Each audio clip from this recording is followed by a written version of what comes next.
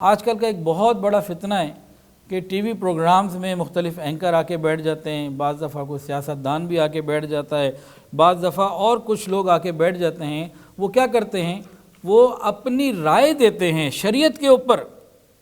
یہ اعمال کو اور ایمان کو تباہ کرنے اور خراب کرنے والی بات ہو جاتی ہے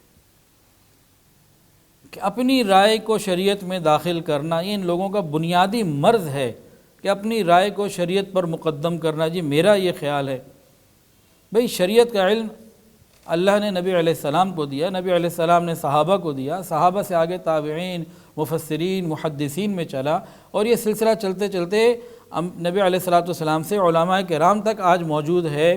ہمیں اگر شریعت کی بات کرنی ہے تو اہل حق مستند علماء سے کرنی ہے، درباری ملاؤں سے نہیں کرنی اور کسی اور آدمی سے نہیں کرنی۔ ابھی رمضان چل رہا ہے، وہ عورتیں جو سارا سال آدھے ننگے جسموں کے ساتھ ناچتی ہیں، وہ بخاری اور قرآن اور حدیث اور مسلم شریف کی باتیں کرتی ہیں۔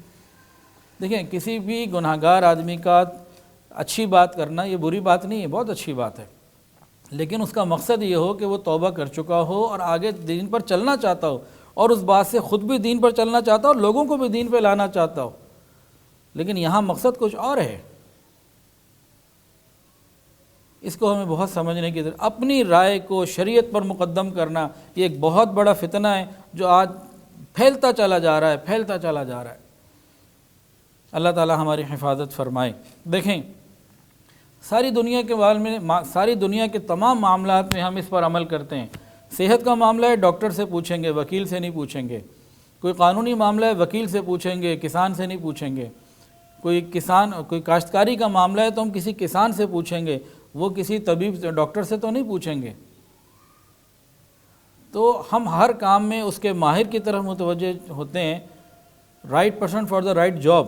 ہم اس کے لیے پوری کوشش کرتے ہیں کہ اس کام کے لیے اسی طرح کا بندہ لیا جائے جو اس کام میں ماہر ہو۔ ایک قرآن اور حدیث ہی ایسی چیز رہ گئی ہے جس سے مرضی پوچھ لو، جس کو مرضی بٹھا لو، جہاں مرضی بٹھا لو۔ نہیں، ایسا نہیں ہے۔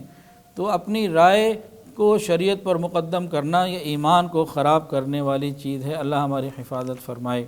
ویڈیو کے نیچے سبسکرائب کے بٹن پہ کلک کریں، بیل کے آئیکن پہ کلک کیجئے تاکہ ہر نئی ویڈیو کی نوٹیفیکیشن آپ کو مل جائے۔